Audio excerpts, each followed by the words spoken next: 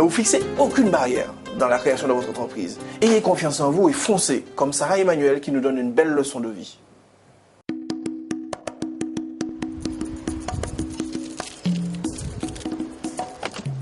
Je suis consultante en accessibilité. J'ai créé une société qui s'occupe de faire des aménagements pour le logement et le poste de travail des personnes dites en déficience. Et je travaille avec les professionnels, les particuliers. Mais il faut savoir que je suis aussi directrice et chargée de projet d'une à deux associations.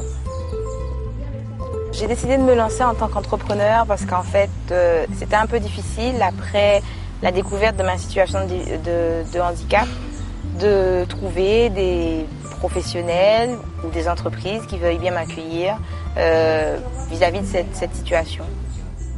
Aujourd'hui, en tant qu'entrepreneur, je suis épanouie parce qu'en fait, je fais ce que j'aime.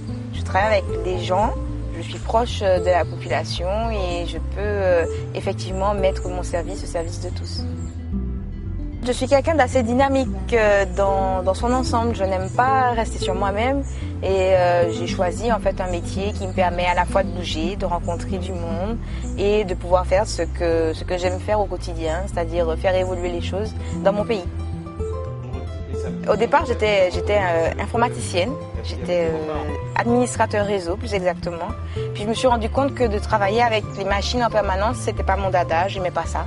Je m'amusais pas et j'étais pas en contact des gens. Là, je fais vraiment ce que j'aime et c'est vrai que c'est un épanouissement total.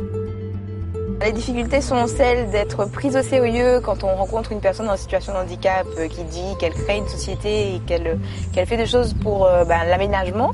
C'est sûr que c'est pas évident de me voir arriver avec un mètre, un compas, un crayon et de voir qu'une personne en situation de handicap soit à même de chambouler en fait les organisations d'un peu monsieur, madame, tout le monde pour mettre en place des choses adaptées. Donc c'est surtout le sérieux et puis les subventions qui sont pas évidentes à avoir pour pouvoir faire évoluer la société, mais on se débrouille comme on peut. On met en place des aménagements pour des particuliers qui sont proches. Et puis à partir de ce qu'on a fait pour les proches, on le plébiscite pour les autres en extérieur, pour qu'ils voient qu'effectivement c'est un travail sérieux et qui porte ses fruits. Je dirais à un jeune qui voudrait créer sa structure aujourd'hui qu'il faut se lancer, il faut s'entourer des bonnes personnes.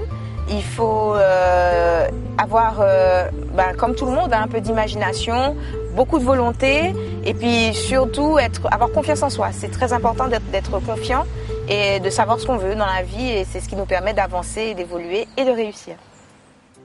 Vous voyez, ce n'est pas si compliqué que ça la création d'entreprise. C'est qu'en votre tour,